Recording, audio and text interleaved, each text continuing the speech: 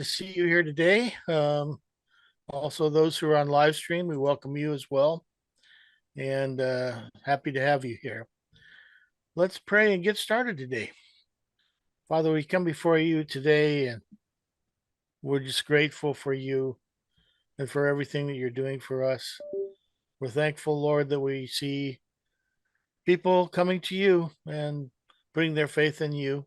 Yes. Even if it's a small number, we're thankful for that. We continue to pray for the various Morel churches around the world, especially the church in Punjab, that you would protect them from the Sikhs Yes. and other places as well. And especially to pray for your protection for Israel and pray that you would help them to get rid of Hamas and Hezbollah if it's your will. And pray that you would protect Donald Trump from assassination. Yes. And Lord, we pray that if it be your will, that you would not allow these demonically driven politicians to get control of our government. Lord, we just thank you so much for being able to be with you today and pray that you would teach us from your word, be with Jacob today. And we ask it in Jesus' name. Amen. Amen. Thank you, Sandy. Thank the Lord. You know, in agreement with Sandy's prayer, the purposes of Moriel are not political. Nonetheless, the Bible does tell us that in the book of Daniel, chapter 2, the Lord establishes and removes kings, and nations do get the leaders they deserve.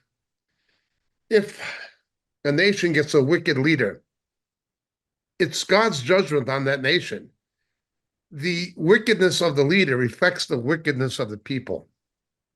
Now, again, I'm not telling people who to vote for. I'm not campaigning for Donald Trump. I'm not saying anything like I'm not a Republican or a Democrat. I'm independent. I don't do that. I don't believe the church or the exposition of God's word is a platform to campaign politically. But I do pray that the Lord will keep us from wicked leaders. At the Democratic convention, they had a mobile abortion clinic parked out front, and like 30 babies, between 25 and 30 babies, as far as I was able to count, were aborted.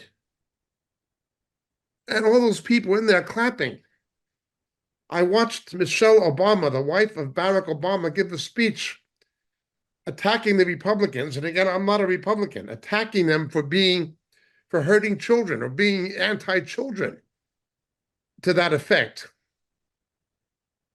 What she was complaining about were there are conservative Republicans against allowing irreversible surgical procedures to reassign the gender or surgically mimic the reassignment of the gender of underage children with irreversible surgical procedures. I mean mastectomies and emasculations and things like this on underage children without parental consent, and to attack people as being anti-children because they don't approve of this. This is a demonized group of people. It is demonized. It is, I consider it to be as demonized as the people at Nuremberg who cheered for Hitler. They're as demonized as the people at Nuremberg who cheered for Hitler, because the celebrators of murder and of sexual perversion on children. These are evil, evil people controlled by Satan. I wish the Almighty would raise his hand against them. But the very fact that somebody like this could get elected is a reflection not just of how wicked they are, but how wicked America has become. And I would say the same for Britain, Australia, New Zealand, continental Europe. How wicked the post-Judeo-Christian developed world has become. And I'd point out that Israel has an incredibly high abortion rate. The modern Jewish state of Israel has murdered more Jewish children, not only than Hamas, they've murdered more Jewish children than Hitler. The Jewish population of Israel will be much higher. But for a nation that size to have aborted something in the neighborhood of 2 million, it's unspeakable. We're under God's judgment. We have brought this on ourselves. I'm not saying you or I personally, but we brought it on ourselves. Britain has brought Starmer on themselves.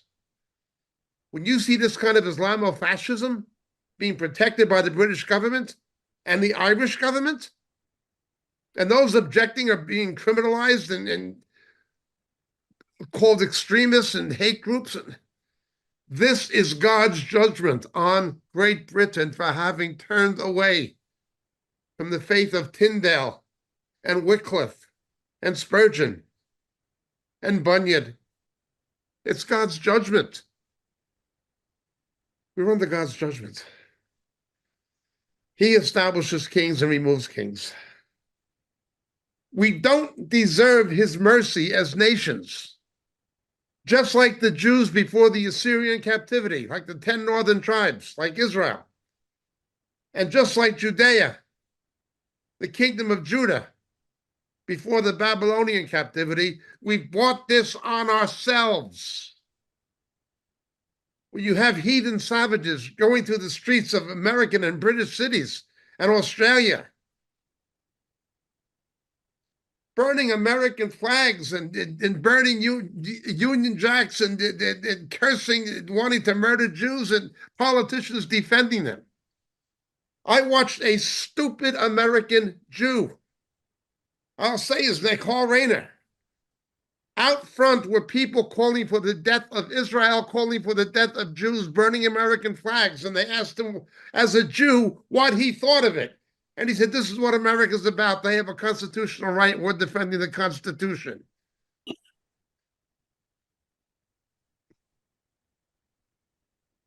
Doesn't bother him that they kill him first. They have a blindness. This is the judgment of God. Please pray for these elections in the States. Pray for what has happened in Britain. Remember, Starmer, fewer people voted for Starmer than voted for Corbyn. Yet he has a supermajority in the parliament. How can that happen? That somebody who got so few votes has a supermajority in the parliament. It's God's judgment on Britain. This week, one member of the Scottish National Party stood up in Scotland, not in the parliament itself, but expressed the opinion that Israel has a right to self-defense, etc. They kicked him out of the party as some kind of a reprobate, an outrage. This is Scotland. A mayor of London who's a Muslim and who's no friend of Israel and no friend of Britain, in my opinion. This is God's judgment. Nebuchadnezzar got control of Israel under God's judgment. London is under the control of a Muslim for God's judgment. Same kind of thing happening. All we can do is by the grace of God beg for his mercy, not that we deserve it, because we do not. The one possible light I see, and again, I'm not campaigning for Donald Trump. He had that gay gala at Mar-a-Lago, and it's very difficult for me to vote for him. I may have to vote for some third-party candidate. I don't know, but I obviously don't want Harris. However, the Lord did spare his life. To have turned his head at the exact fraction of a second he did. Fraction of a second he did. at the angle he did, saved his life. That had to be God's intervention. The Lord spared his life. And the Lord spared his life for a reason. I hope that reason is to show mercy to America. Now, that's not a political endorsement. It's just trying to look at what's happening with a Christian eye, a spiritual eye, a biblical eye. But I would urge people to please, please pray. Meanwhile, Saturday at Knowles Green Church in Longbridge, near in the north of England, near Preston, I shall be speaking with Pastor Tim Leach. The details are on the Moriel website, moriel.org, or you can just do a search for Moriel Itinerary. It's in the north of England. Driving distance from Manchester, Liverpool, etc., northwest of England. On Sunday, the following day, this coming Sunday, I shall be at a Moriel-affiliated church on the outskirts of Manchester, in Hyde, on the outskirts of Manchester, with Pastor Mark Jackson. That will be at Hattersley Baptist Church. Details are also on the website. Moriel conferences are taking place the first weekend in Scotland at Gartmore Castle with myself, Tim Leach, and Pastor Marco Quintana from America. And the following weekend of the 7th of November, different subjects, different theme, conference in England at Yarnfield with Marco Quintana, myself, and Tim Leach as well. That'll be in November. October, the 28th of October, I am due at Ballybuffet in Donegal, Republic of Ireland. The previous weekend, which is the 25th, 26th, and 27th, I am in Belfast. 24th, 25th, 26th, 27th. The 24th, I am in Newton Abbey on the outskirts of Belfast with Pastor Stephen Tremble at Calvary Pentecostal Church. On the Friday, Saturday, and Sunday, I'm with Pastor Marty Foster. There's a meeting being held in the Bangor Donegal area on the Friday night, a men's meeting. That will be listed. And also the Saturday and Sunday, I will be at Agape Christian Fellowship on Orange Fields Crescent.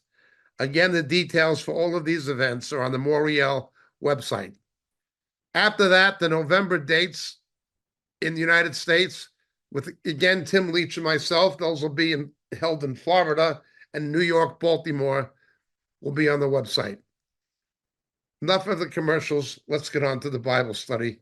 Sorry for what I'm saying, but we live in a perilous, very troubling world. A very troubling world. On back of these political conflicts, there are spiritual forces. We see this in Daniel, we see this in Zechariah, and we see it in the book of Revelation. And we see it on today's news.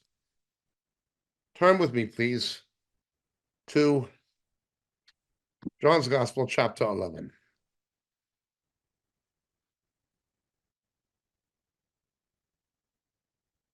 It commences with the death and resurrection of Lazarus. Here, something begins to take place in John's Gospel that we might describe as a gear shift within the thematic evolution of the Gospel text. We begin to shift towards the passion narratives. It is incredible, but approximately 52% of the verses in John's Gospel deal with the passion and death and resurrection of Jesus. In proportionate terms, that's more than any of the synoptics. Remember, John's Gospel is more festal than the other Gospels. It is more theological in the sense of being concerned with the divinity of Christ than the other Gospels, with the arguable exception of Matthew. It is more Judaic than the other Gospels. And it is the most concerned with his death and resurrection and the events leading up to it. The gears shift in this chapter. After this chapter, things begin to evolve in the direction towards his crucifixion, where the conspiracy by the Sanhedrin to have him murdered, judicially murdered, begins to take place. With that in view, look with me, please, to verse 1 of chapter 11. Now, there are elements of this chapter that I've highlighted multiple times, and we've even stated some of them in the course of this particular series on John. I do not want to dwell on them in depth because we've talked about them already so much before. I'll try to mention them in passing. I don't want to go into any depth with things you've already heard. Now, a certain man was sick, Lazarus, of Bethany, the village of Mary and her sister Martha.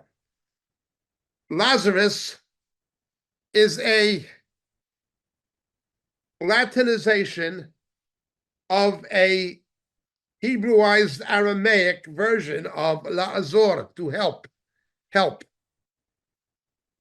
Bethany means the house of the poor ones.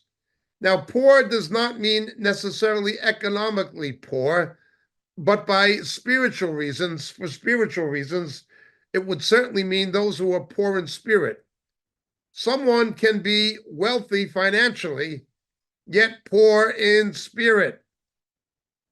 That is not usually the case. It's harder for a rich man to enter the kingdom. The more material and temporal wealth somebody has, the less likely they are to be poor in spirit, because their financial affluence masquerades their spiritual poverty. Now, that's not true for everybody. Jesus said, don't say it's not possible. With God, all things are possible. You can be an affluent Christian and be poor in spirit. We see people like Job. He had been a wealthy man, but he was poor in spirit. And other examples, particularly in the Old Testament, and Jesus said it is possible. Now, a certain man was sick, Lazarus of Bethany, the village of Mary and her sister Martha. It was the Mary who anointed the Lord with ointment and wiped his feet with her hair, whose brother Lazarus was sick. Now, this is a short walk over the Mount of Olives. It is on the eastern slope of the Mount of Olives. Today, it goes towards the southern access. It overlooks the southern access of the Jewish housing development community, a huge one, called Ma'ale Adumim, on the east side of the Mount of Olives, which basically is the beginning of the wilderness of Judah, where Jesus was tempted and so forth. It's at the beginning of the wilderness of Judah. So the Mount of Olives, which is actually a chain, not a huge chain, but it's a chain. Har Sophim, Har Zayatim, Mount of Olives, Mount Scopus, with a cleft in the middle of it. It is that which is divided from the Temple Mount by the Kidron Valley. So the Kidron Valley separates the Temple Mount, as some of you know, from the Mount of Olives. Okay? But the Mount of Olives itself separates Jerusalem and environs from the wilderness. Today, the foot of the Mount of Olives on the east side is Ma'ale Adumim.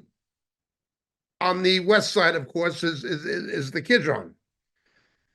So he's there, and it's where Jesus would normally stay during the pilgrim feast, during the feast where, if you were able to, you had to celebrate them in Jerusalem. A very close family friend, one of those kinds of family friends who are considered family.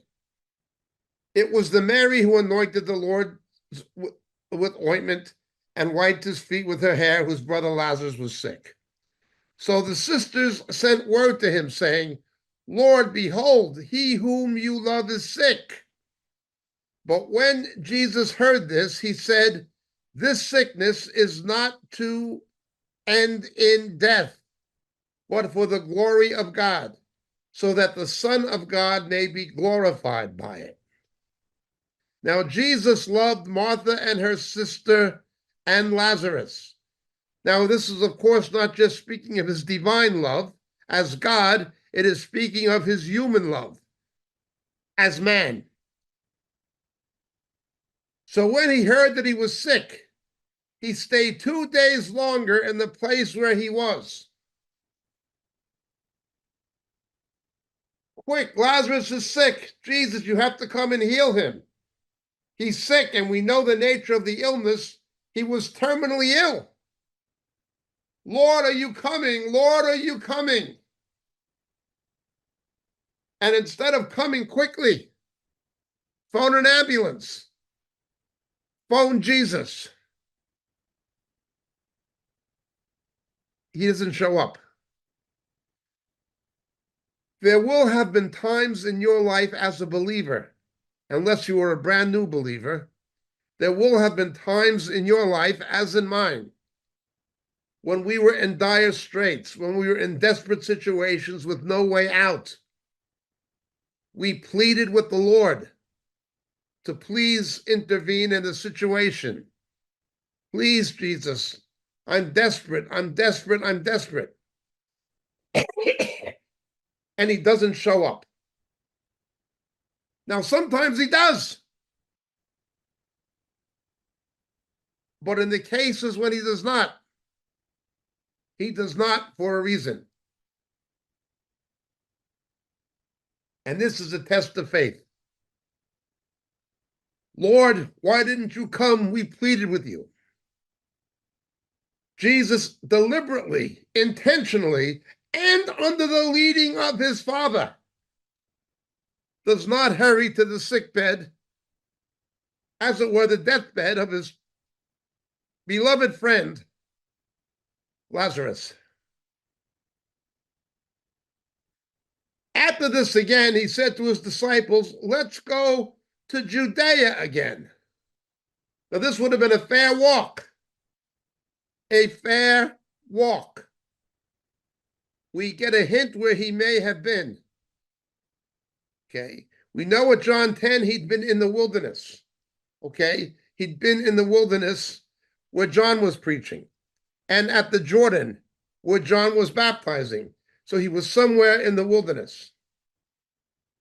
So when he heard he was sick, he stayed 2 days longer. After this, let's go to Judea again. So he's somehow outside of the realm of Judea. This would be most likely the area of Ephraim. I'll explain that more. Ephraim had to do with the area north of Jerusalem, and it is sometimes used for almost a synonym for Israel as opposed to Judah. But in the New Testament, there's more of a distinction. He says to the disciple, let's go up. And the disciple said to him, Rabbi, the Jews, that is the Judeans, who are just now seeking to stone you, are you going there again? At Hanukkah, he had to flee. You're going to go there again? So this is sometime not too long after Hanukkah, not too long after Kislev. Speculatively, it could have been in the month of Adar. We cannot be. Adar is the month when Purim is. Jesus answered, are there not 12 hours in the day? He begins to speak mysteriously and somewhat figuratively. If anyone walks in the day, he does not stumble, because he sees the light of this world. Remember, the sun is a figure of Christ. The rising of the sun is a metaphor for the rising of the son. Jesus rose at sunrise. From the rising of the sun to the going down of the same, the Lord's name is to be praised. The rising of the sun. But if anyone walks in the night, he stumbles because the light is not in him. When spiritual darkness comes, when persecution looms, and I speak as one who's been to countries where Christians are persecuted, and have known Christians who are persecuted. When this darkness comes, and there is a terrible darkness coming over the Western world as we speak,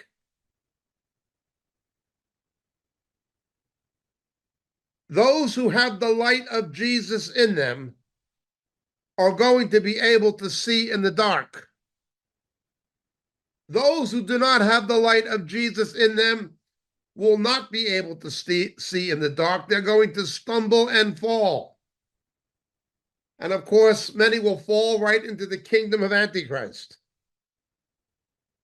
This he said, and after that, he said to them, our friend Lazarus has fallen asleep. We're not going to go into it again, but as you know, the scriptures do not speak of the death of believers as death, but as sleep. Death is for the unsaved. Jesus died our death. He is risen. Believers only go to sleep. They wake up again. They go to the conscious, they go to the conscious presence of the Lord in eternity. But then they raise from the dead. There is only sleep for the believer. There is no death. Death has been rendered katargeo, inoperative. And ultimately, the final enemy that will be abolished is death. It still exists, but for the believer, it is inoperative. Again, as you've heard me say, it's like inflating a beach ball in a swimming pool and pushing it under the water. You can push it under the water, but the law of buoyancy means it's going to pop up again. The law of gravity is superseded by the law of buoyancy. The law of Christ supersedes the law of death. The Torah was engraved on stone. The Torah communicates to us that we're spiritually dead and we need to be saved. Death has no power over us because it had no power over Christ if we follow him. But let's look. The disciple then said to him, Lord, if he's fallen asleep, he will recover. Again, a recurrent phenomenon we see in John's gospel, beginning in chapter 3. Unless a man is born again. Lazarus says, how can this man be born back into his mother's womb? Jesus is speaking on a spiritual plane, figuratively. He's being misunderstood as speaking literally. Okay. So he says, they say, Lord, if he's fallen, he'll recover. So now Jesus says he's spoken of his death in verse 13. But they thought he was speaking of literal sleep. Again, you see this continually throughout John from various aspects. So Jesus then said to them plainly, Lazarus is dead. He's given up the ghost. Who met? Now, dead here is necros, not Thanos. I know most of you know this. Necros, not Thanos. Necros is the temporary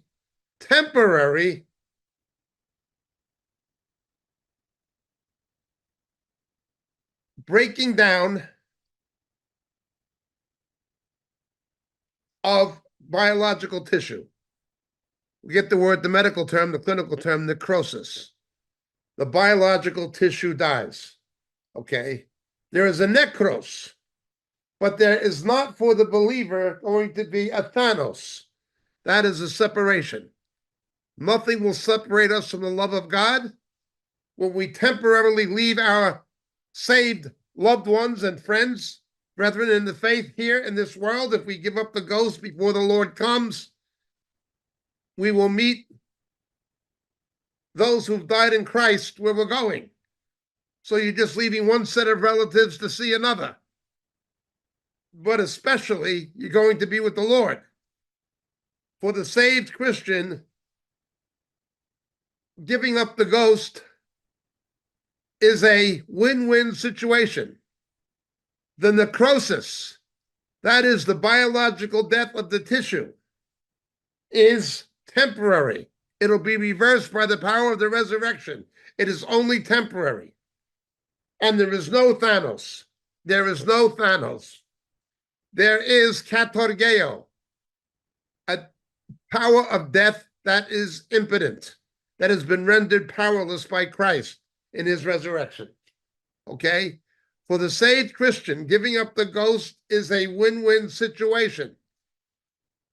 Now we're concerned about leaving our loved ones. When you get to the other side, who's going to be waiting for you? Your other loved ones and friends who knew the Lord, who were with Jesus, and they're waiting for us. So you're leaving one set of family to go be with another set of family, howbeit in eternity. And at the resurrection, when the necrosis is reversed, we're all here on the earth for 1,000 years with Jesus, getting ready for eternity. Death does not mean to us, or should not mean to us, what it means to the world. We should not only view giving up the ghost that way, we should live our lives in light of it, of course. So then, in verse 14, Jesus said to them plainly, that's it, he snuffed it. I'm glad for your sakes I was not there, so that you may believe, but let's go to him. Now we reach that curious figure, Thomas. By historical tradition, Thomas was the first missionary to India, or at least the first leading a team to India, possibly, who is called Didymus.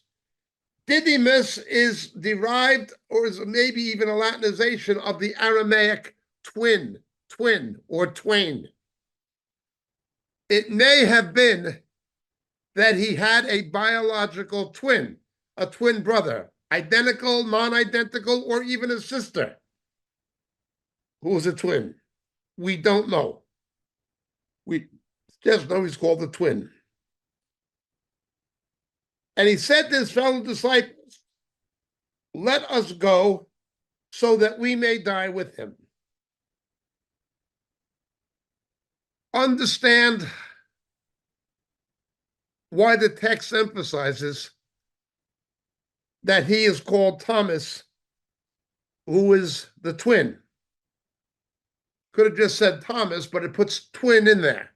The Holy Spirit inspired that he's called Didymus in there, twin. In the person of Thomas, we see a reflection of our own nature as believers. There are two of us. We have something of an old nature that is being crucified, and we have a new nature that is being resurrected.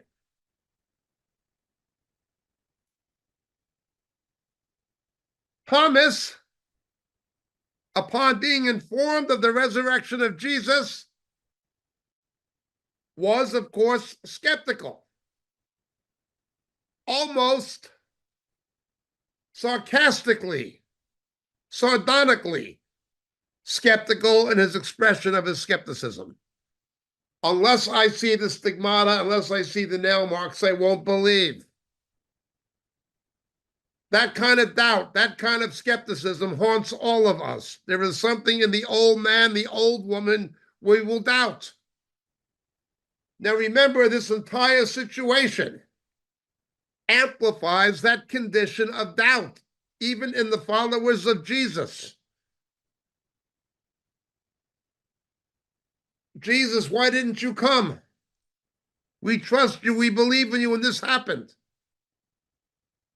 Well, when Jesus rose and he says, I'm not going to believe it, and he's almost sarcastic about it, and he sees him, he says, my Lord and my God. He actually worships Jesus.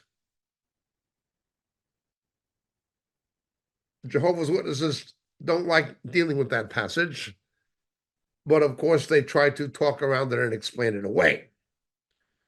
No, prosciutto. He knelt, he got down. There's an act of worship. But Jehovah's Witnesses don't know Greek anyway. So the old man and the old woman are physically and vocally, in terms of the phonation of their voice, indistinguishable. When the old man or the old woman gets the upper hand in our daily walk, and we fall into temptation, or we begin to think the wrong way, or we stop being mindful of the presence of Christ within us by his Spirit, it looks the same as the person who's filled with the Spirit, witnessing, preaching the gospel, doing the work of the Lord. Every one of us has a twin brother or a twin sister.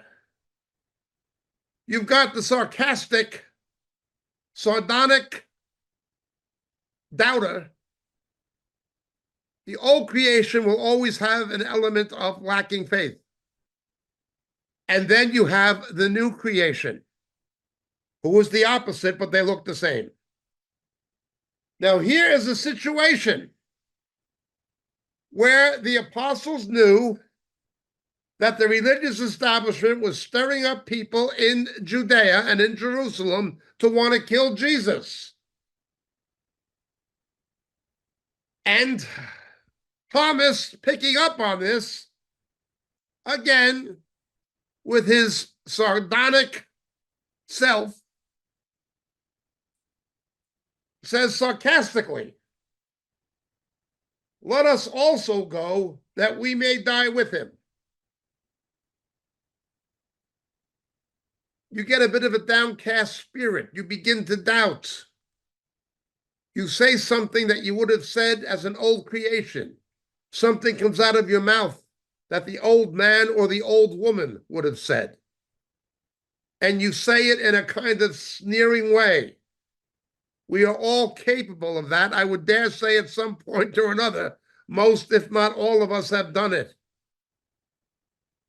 And if we're honest, we're like Thomas. He's done it more than once, and so have most of us, if not all of us. The twin. You have a twin brother. You have a twin sister. There's one of you, but there's an old nature and a new one. They look the same. They sound the same, but they say and believe different things. At least the old creation does not believe it as strongly and as firmly as the new one. And under the pressures of life, when there's threats, when there's dangers, when there's adversity, when it seems the Lord has withdrawn his hand or his help or protection from us, that creates an opportunity not only for the devil, but for the old creation, the twin brother, the twin sister. So when Jesus came out, he found that he had already been in the tomb 4 days.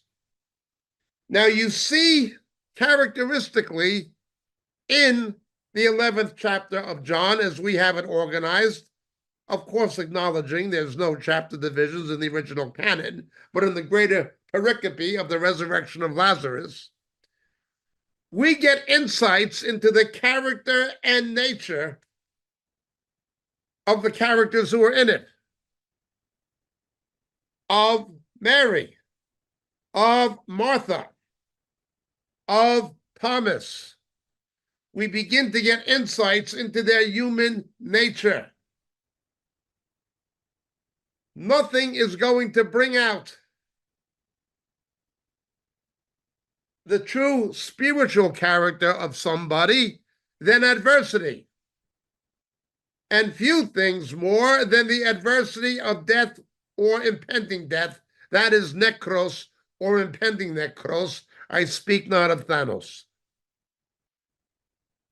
Notice the old nature of Thomas Didymus did not say, this is crazy. I'm getting out of here. I'm going back to Galilee.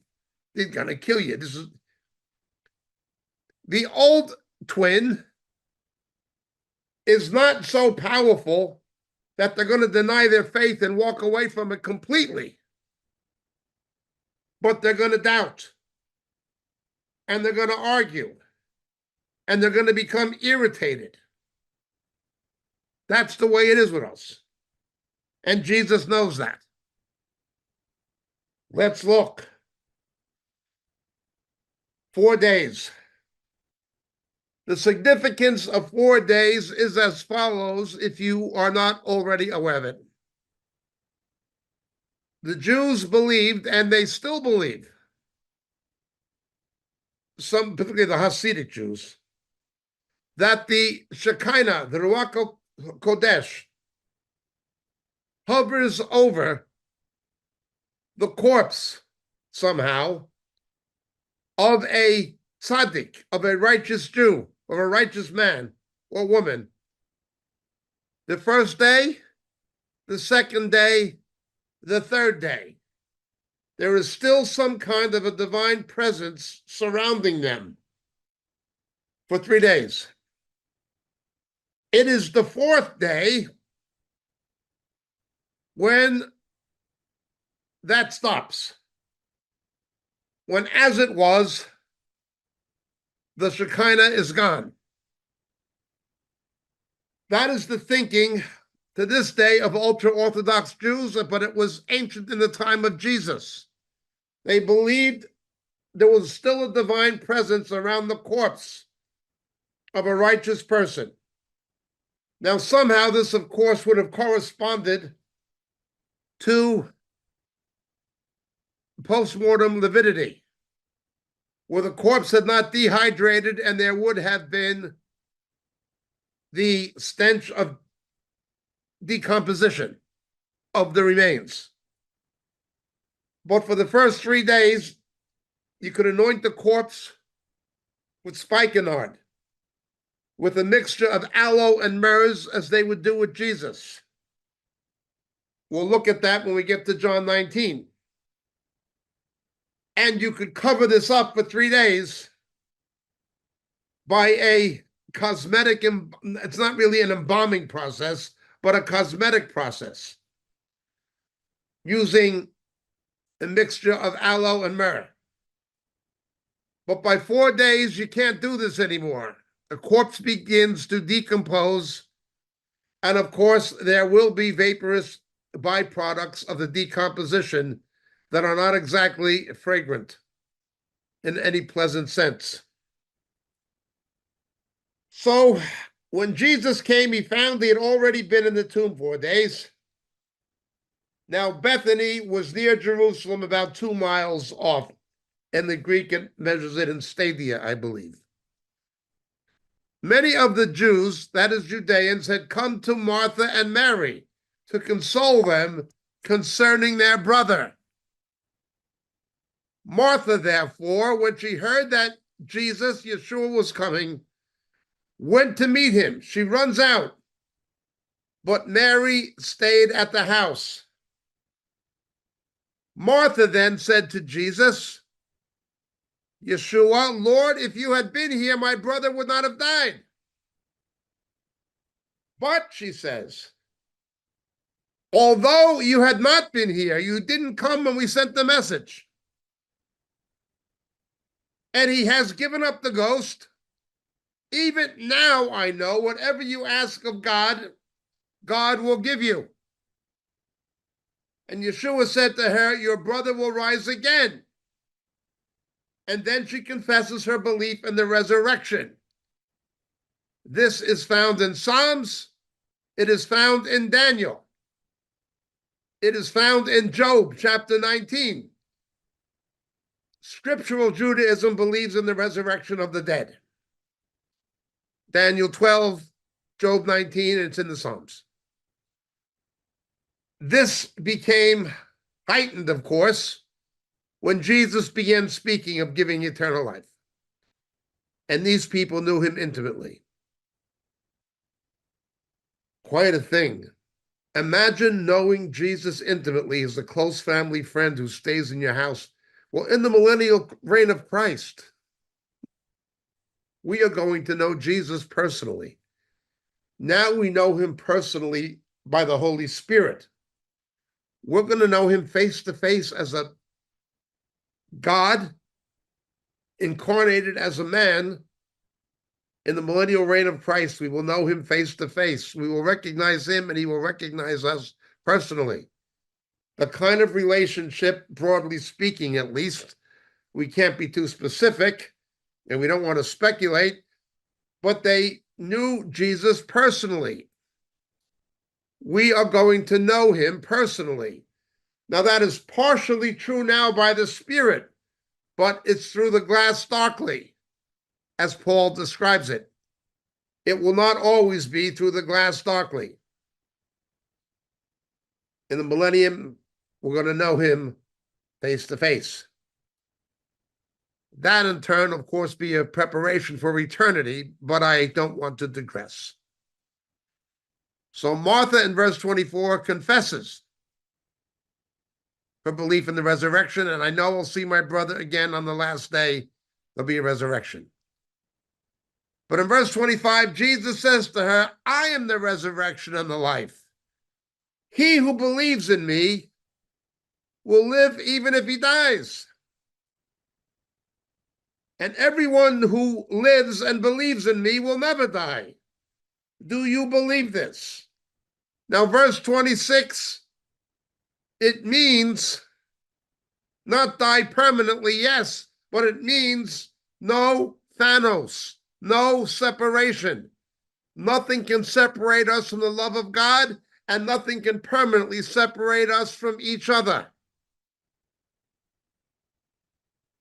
Despite the necros, which the power of God in and through Christ reduces to a temporary state. It's a transitional state, the necros. There will be a literal physical resurrection. It's interesting to note that the Jehovah's Witness cult denies this. They don't believe he literally rose. But let's look. Do you believe this? In verse 26, so she says to him, yes, Lord, I believe that you are the Messiah, the Son of God, even he who comes into the world. And when she had said this, she went away and called Mary, Miriam, her sister. Now again, the name Miriam, the name of Moses' sister, and the name of Jesus' mother has to do with merah, bitterness, an experience of bitterness. As you know, as in the prophecy of Simeon to Mary when Jesus was circumcised, a sword will pierce your own heart. And that would soon be realized when his mother witnessed him being crucified. But let's look at this. This is another Miriam, a very common name. Well, let's look. She went and called Miriam, her sister, secretly. The teacher is here and he's calling you. And when she heard it, she heard that Jesus was calling her. She got up quickly and was coming to him. Now, Jesus had not yet come into the village. He was not yet inside Bethany, but was still in the place where Martha met him. Then the Jews who were with her in the house and consoling her, this would have been today the equivalent of sitting Shiva. The 7 days of mourning, the Jews bury a corpse before the next sundown, and then comes the sitting of Shiva, the mourning period, the equivalent of a wake, only the corpse has already been buried. Okay. Again, it was decreed that they had to be buried before the next sundown for certain reasons. All of these things were for certain reasons. First of all, infectious bacteria emanating from a corpse if somebody died of some kind of an infectious disease. God knew about microbiology, of course, before medical science did. And he decreed that the corpse had to be buried. It would stop communicable disease from coming in contact with an infected corpse. Animal or human, whatever. The Jews had to avoid carrion. They couldn't eat carrion. There were things like this. Okay, there was that very practical aspect. But of course, Jesus was buried before the sundown in order to get the 3 days and 3 nights. That is the other, and I would say more important aspect, ultimately, okay? The 4th day, remember, there was a divine presence for 3 days. By the 4th, it was gone. That's why Jesus had to raise from the dead before the 4th day. You understand? By the 4th day, the divine presence was gone. But the Lord said in the prophecies of the Old Testament, thou wilt not suffer thy Holy One to see corruption. Jesus' corpse had to raise before this corruption of the 4th day, before the decomposition and lividity and the breakdown of the dead tissue really happened. He had to raise before the 4th day, 3 days and 3 nights. I hope I'm making this a bit clear. So he goes into the village. They were consoling her. They were sitting shiva, as it were, we'd say it today. And when they saw Mary got up quickly, went out, they followed her, supposing she was going to the tomb to weep there.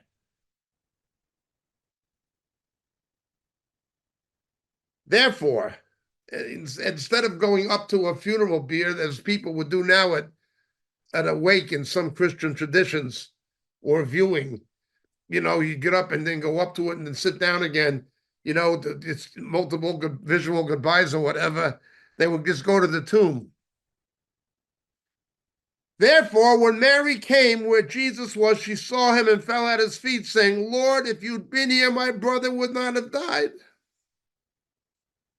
Now, his sister Martha said the same thing. Only Martha immediately followed it up by saying, even now I know whatever you ask of God, God will give you, and I believe in the resurrection. Now notice this. In one passage, we see that Mary appeared to be the more spiritual, sitting at Jesus' feet. Martha was concerned about the practical things of the meals and getting everything ready. And Jesus says, Martha, Martha, you're concerned with so many things. Her sister was behaving more spiritually. Here we see the opposite. We see Martha, the one who was practically minded.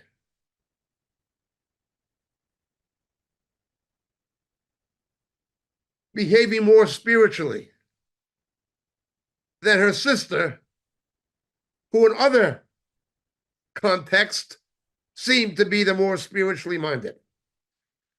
Let's say this Saturday I'm going up to north of England. They're going to serve coffee and snacks or whatever, and there'll be some sisters in faith in the kitchen. Now, some women will be glued to their chairs wanting to hear the biblical exposition from Tim Leach or myself or whatever. But there are some women who are very good. They have the gift of hospitality or the gift of helps, as Paul calls it. And they're really good at making the tea and coffee and serving people. And they have, that's their calling. They're using their practical kitchen skills to serve the body of Christ, and that's a good thing. But it does not make the ones who do physical things necessarily less spiritual than the ones who are glued to their chairs. We have to leave early to go do this. We have to leave because the break is in 10 minutes and we've got to go into the kitchen and whatever it is. The problem becomes when a ministry in any of us, male or female, becomes more important than the work of the Lord itself. I battle with this sometimes. I get up in the morning and before I pray and read the Bible, I might have a brief prayer, but before I get down to seriously praying, I check my email to see if there's any emergencies or anything, because Moria has missionaries in different countries in the world, and including Israel, and things can happen. And if there's any emergencies, I need to look at it. And also, it helps me to know what to pray about. I could be getting situations, prayer requests, things that I need to pray about. So I check my email before I. But I can so easily become engrossed in answering a Christian email or a question from the Bible that I'm putting the work of the Lord before the Lord himself if I'm not careful. It's not that what I'm doing is wrong, but it's what I should be doing, or I should be placed in the priority, is better. This was the situation with Mary and Martha. But nothing will bring out someone's true spirituality, or the lack of it, more than bereavement. Here in the state of bereavement, we see that it was the practically minded Martha, concerned with making the tea and coffee, who was behaving with a higher grade of spiritual fortitude than her normally biblically attentive sister, who's hanging on every word of Jesus. It's interesting to note, in relationship to this, in Timothy and in Titus, that most of the qualifications of a deacon, the people who look after the physical needs of the church, are almost identical to those of the eldership. And often, as we see in the book of Acts, deaconship is a first step towards eldership. Before you can be a leader, you have to be a servant. Okay? So, now we see the very same Martha, who Jesus says, Martha, Martha, you know, your sister's listening. You should sit here. We'll get the coffee later. Now it's Martha who's behaving more spiritually. We should not think because somebody can appear to be so concerned with spiritual things and the Word of God under normal circumstances, that the people who are concerned with practicalities are necessarily less spiritual. A crisis will bring that out, particularly bereavement. And we see here that it's Martha, not Mary, who's the spiritual one. The scripture speaks of those who have things like the gifts of helps in the same category with those who have gifts of prophecy or tongues or whatever it may be. There's a verse in Corinthians that says, first the physical, then the spiritual. That does not mean that the physical is of higher priority than the spiritual, but it means in terms of practicality. You want to have a prayer meeting? Okay, do we have enough chairs? We're going to have a Bible seminar. Okay, how many people can we hold within the fire laws?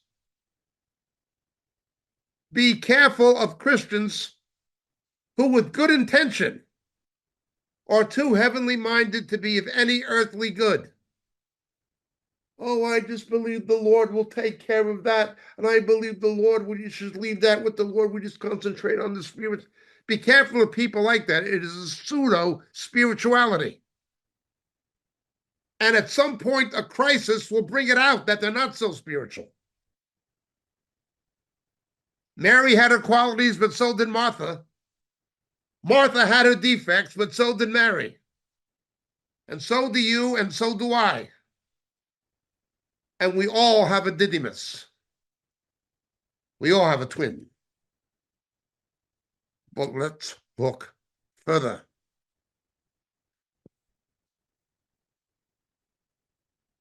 Verse 33. When Jesus saw her weeping, and the Jews who came with her also weeping, he was deeply moved in spirit and was troubled. We can partially ascribe this to his humanity.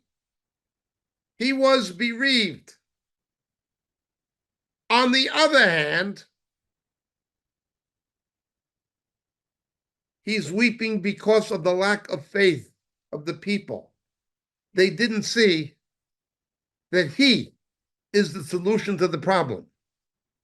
Remember, for the believer, the solution to the problem is not the solution. The solution to the problem is the Lord. Once he is there, once he is in control, once he is in charge, the practical solution or the answer will derive from his presence. When we're in a crisis, I mean a serious crisis, and one crisis we all have, but we don't like to count it as crisis, is this: when we're seriously tempted to sin. There's a spiritual crisis going on. If you're facing illness, I just got a call today from my physician, good guy, not saved, but I like him. And he said, no, you don't have COVID for this chest cough, and whatever you got in Asia, it's not some kind of infection, but it's minor, and so on and so on. Well, that was good news. It was good news. I might sound like I'm croaking, but he said I'm not. I don't need a chest x-ray. There was no pneumonia yesterday. I'm all right. Well, not 100%, but I'm not as sick as I thought I may have been. I came back from Asia, and some of the countries in Asia are very modern and clean, like Japan and Singapore. Others are rather primordial where I was. And you can catch stuff, and you can catch stuff that the locals might have more of a herd immunity resistance to, that a Westerner would be more vulnerable to, and so forth. So anyway, the thing is, I'm not asking, how can I deal with this congestion? I knew enough medically to know that because it was not a dry cough, and that I didn't lose my sense of taste, and there was no fever, that it was probably not COVID, but it still could have been. It could have been atypical. So I got a COVID test. No, you don't have COVID. It's not that, But what do I do? I don't know what to do. You've got to go to the person who does know. Whatever I did, the blood chemistries and all this stuff, and the prescription, it came as a result of going to the physician. When you're facing a crisis, you don't look for your own solution. You look to the expert. Spiritually, it's the same. Don't put your eye on the problem. Take it into account. Be aware of it. Be knowledgeable of the practicalities. Certainly, that's common sense. But don't put your eyes on the problem. Put your eyes on the Lord.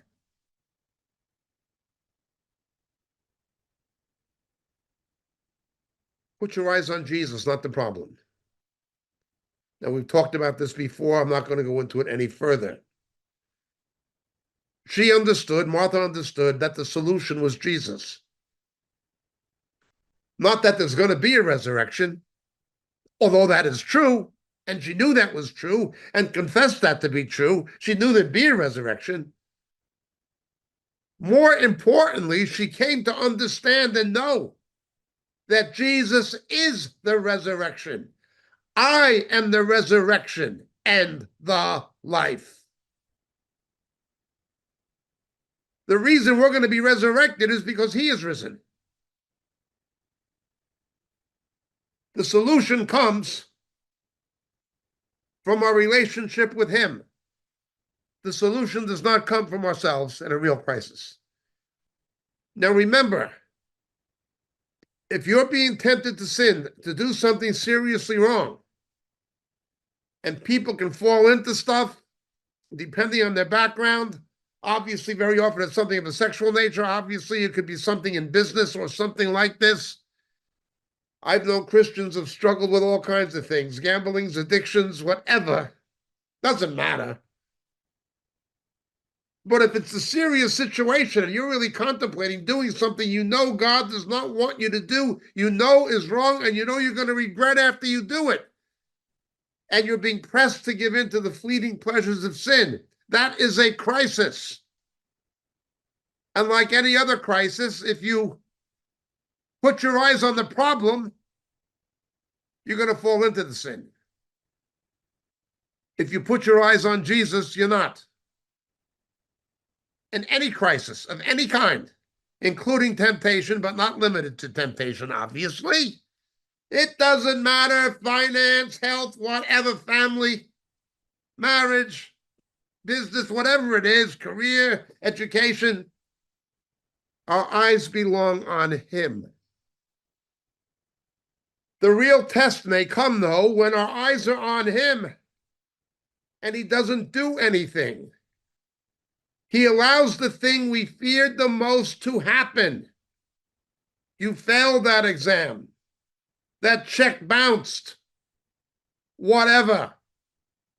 What happens when it appears? He has not met the need. Because he has not met the need in the way or the time of our choosing does not mean he's not going to meet the need. He's going to meet the need in the way and in the time of his choosing for his purposes that ultimately will be for our good and blessing. And that can even come down to the temporary loss of a loved one. Emphasized temporary loss, providing they're, of course, saved. Well, let's look.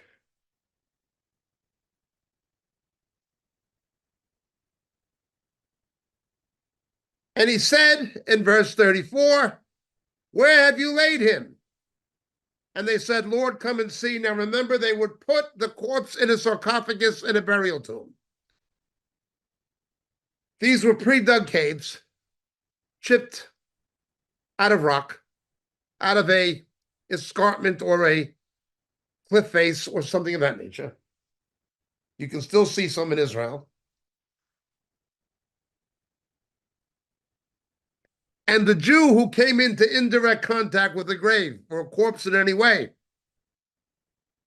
would be ritually defiled and unable to enter the temple and participate in the sacrificial systems and worship and so forth. So, using white limestone, they would mark the cave as occupied by a corpse. If it was a cave that had not had a corpse interred in it as yet, you wouldn't mark it. It would just be there, and it doubled as a motel. During the pilgrim feast, the pilgrims would stay in them. On their way to and from Jerusalem and in and around Jerusalem, they were motels, for want of a better way to explain it. Hence the whitewashed tombs from Matthew 23 and so forth, and from what Paul said in his trial before the religious authorities in the book of Acts. But let's look at this. Some were saying, see how we loved him. Oh, look how Jesus is mourning the death of his friend Lazarus. Now again, they would leave the corpse in the sarcophagus until the soft tissue decomposed. The decomposition of the soft tissue till only the hard tissue, that is the bones, remained. This, of course, helps us to understand the background of Ezekiel 37, the Valley of the Dry Bones. Then they would collect the bones and put them into an ossuary, most commonly. That would be the permanent grave, the bones, the basic framework. The soft tissue would be gone, would have been decomposed, it would have vaporized, but the hard tissue would have remained the bones. Like in Ezekiel 37, the soft tissue came back onto the hard tissue, the flesh came onto the bones. Where have you laid him? So it was a temporary burial place for most people. A temporary burial place for most people. It was a place of decomposition of soft tissue. Then the bones would be collected in an ossuary. That would have been the indefinite one till the resurrection. So they were saying how he loved him. Now this could go on for months. The decomposition process, they left for months, nearly a year. Possibly longer than that, I don't know, but I know it could be nearly a year. So Jesus, again, being moved deeply within, came to the tomb. It was a cave and a stone was lying against it. Now we see this with Daniel in the lion's den. It was a place of death. They thought the lions were going to eat him, and the stone was placed over it, foreshadowing the resurrection of Christ.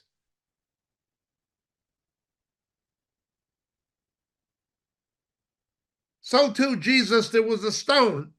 Roll away the stone. Who rolled the stones away? Whenever you see this picture of a stone in front of a burial cave, it teaches something about the resurrection of Christ. It foreshadows it or illustrates it. Now, it was a cave with a stone lying against it.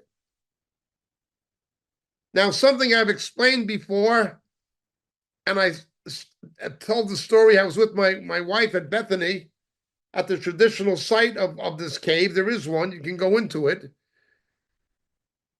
And the Lord showed me something, but I later discovered that George Whitefield said the same thing about 300 years earlier. I was not so enlightened as I thought. I mean, what I said was confirmed by the fact that George Whitefield said the exact same thing, precisely the same thing, but it's like this. When we evangelize, when we witness to an unsaved person, all we're doing is rolling away the stone. They're in the place of death. You were dead in your trespasses and sin. Evangelism is only rolling away the stone. You give your testimony. You preach the gospel. You hand somebody a tract, whatever. All we're doing is rolling away the stone. Jesus says, roll away the stone. Make it possible for them to hear my voice. Martha, the sister of the deceased, in verse 39, said to him, Lord, by this time there'll be a stench. He's been dead 4 days. Again, there's no divine presence.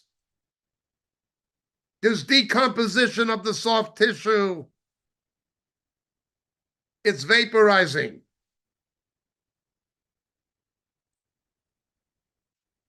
Maybe sulfuric, but something foul.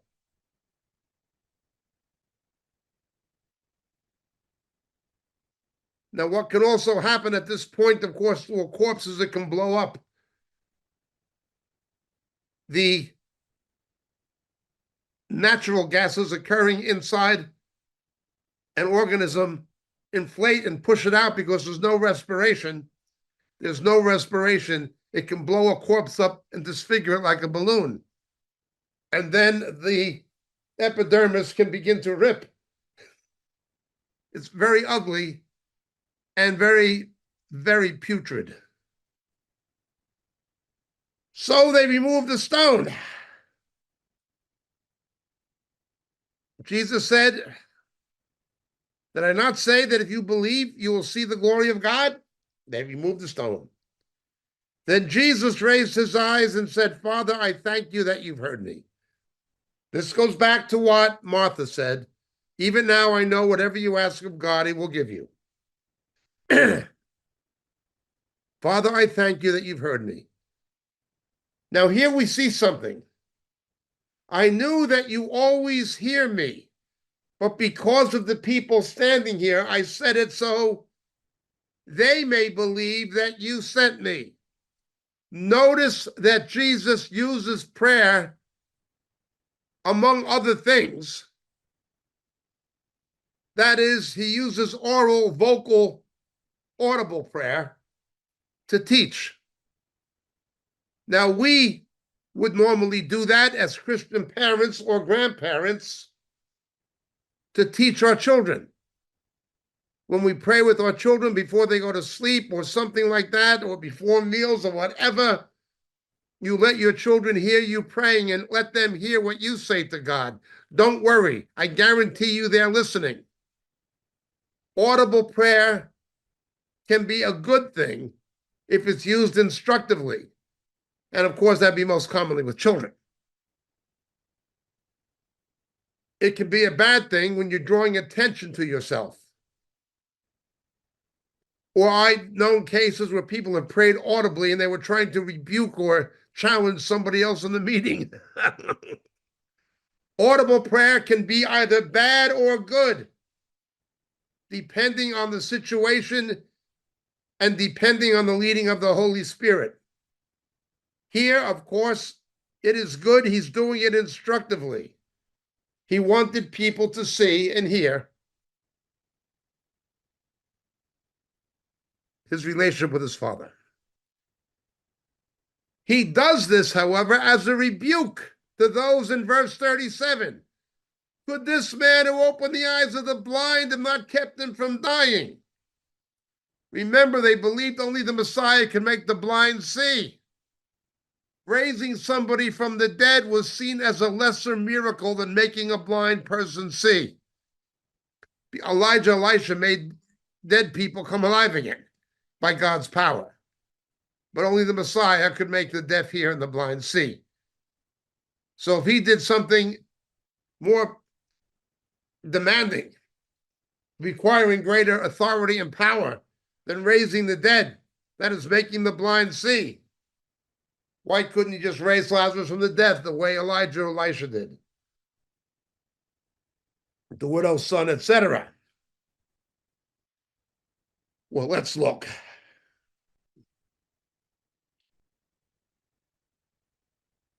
Because of the people standing around, I said it. Verse 43, and when he said these things, he cried out with a loud voice, Lazarus, come forth, as you know and as you've heard me say various times. We can roll away the stone. We can witness to somebody. We can preach the gospel. We can give somebody a tract. But only the Son of Man can call the dead to life. People are dead in their sins and trespasses. They must hear the voice of Jesus. By the Holy Spirit, he may be speaking through us, but it is his voice they must hear, not ours. We are never going to persuade somebody with our own intellect, no matter how eloquent and knowledgeable we are, to get saved. There must be an eclectic, a conviction of the Holy Spirit, and Jesus must call them to life. We've dealt with this on other teachings. When he said these things, he cried out with a loud voice. He said it loud, everybody could hear him, Lazarus, come forth. Now, I have heard of those preachers who have said, and they may well be right, that if he didn't specify Lazarus, everybody would have got up. Maybe they're right. But one thing is for sure. When I was born again and when you were born again, when I was saved, when you were saved, he called us by our name personally. He called everybody who gets born again personally. When you were saved, when you were born of the Spirit, at second birth, your spirit heard the voice of Jesus by the Holy Spirit, and he called you personally. And it was loud and clear. You knew it was him when you first came to faith in him. The man who died, notice here it doesn't say Lazarus now. This is a narrative. He's telling a story. He came forth bound hand and foot with wrappings, the burial cloths, and his face was wrapped around with a cloth. And Jesus said, unbind him and let him go. We roll away the stone. Jesus calls them from death to life, but then you unbind him, as you've heard me explain. This is to do with discipleship, counseling, things like this. When people come out of the tomb, the stinking tomb this fallen world is, they're bound. They're bound. Past experiences, sins, their old nature, they're bound. You unbind him. Therefore, many of the Judeans who came to Mary and saw what he'd done, believed in him. But some of them went to the Pharisees and told them the things which Jesus had done. Notice, there seems to be a schism between those who believed in Jesus and those who believed in religion.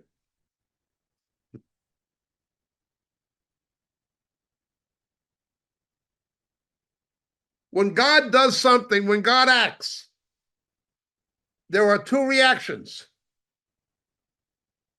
by those who profess to believe in God. Some will be drawn to Jesus. Others will be drawn to religion. Somewhere in the United States, there's somebody saying a Hail Mary. There's a Republican saying a Hail Mary because they're Roman Catholic, thanking Mary that Donald Trump turned his head at the right split fraction of a second.